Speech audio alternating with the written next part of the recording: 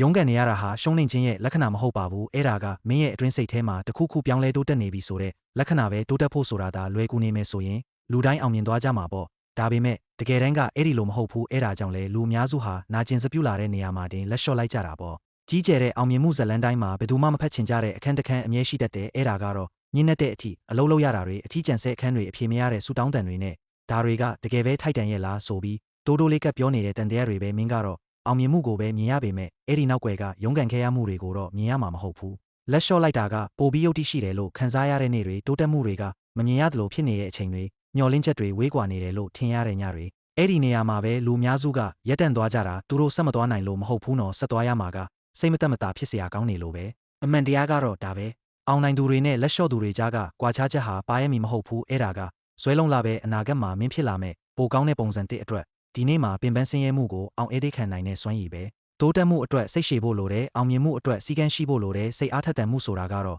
ပျောက်ကွယ်သွားတတ်တဲ့ခံစားချက်တွေကလည်းပြောင်းလဲသွားတတ်တာပဲဒါပေမဲ့စိတ်အားထက်သန်မှုတွေမရှိတော့တဲ့အချိန်မှာစီကံကပဲမင်းကိုစပီးတွန်းအားပေးနေမှာတချို့နေ့တွေမှာမင်းလုံနိုင်တာကအရှုံးမပေးပဲရှိနေပေးဖို့ပဲအဲ့ဒါတင်ပဲလုံလောက်နေပါပြီဘာလို့လဲဆိုတော့နေတိုင်းမှန်မှန်ကန်ကန်ရှောက်လန်းနေတဲ့ခြေလန်းသေးသေးလေးတိုင်းဟာအားကောင်းတဲ့အရာတစ်ခုကိုတိစောက်နေလို့ပဲဒါကြောင့်တိုးတက်မှုကနှေးကွေးနေရင်တောင်စိတ်ရှည်ပါဘယ်သူမှကြည့်မနေတဲ့အချိန်မှာတောင်စီကံရှိပါမင်းရဲ့စူးစမ်းမှုတွေဟာအလားအမဖြစ်ပါဘူးအဲ့ဒါတွေကိုမှတ်တမ်းတင်နေတဲ့ပုံဖော်နေတဲ့မင်းကိုပြင်ဆင်ပေးနေတာပါဒီနေ့မှာတော့မင်းကြော်ဖြတ်ခဲ့တဲ့ဒီရုန်းကန်မှုတွေဟာလူတွေအားကြရတဲ့အင်အားတွေဖြစ်လာလိမ့်မယ်အဲ့ဒီအချိန်ကျရင်မင်းဟာရှုံးနိမ့်နေခဲ့တာမဟုတ်ပဲကြီးထွားတိုးတက်နေခဲ့တာဆိုတာကိုနားလည်သွားပါလိမ့်မယ်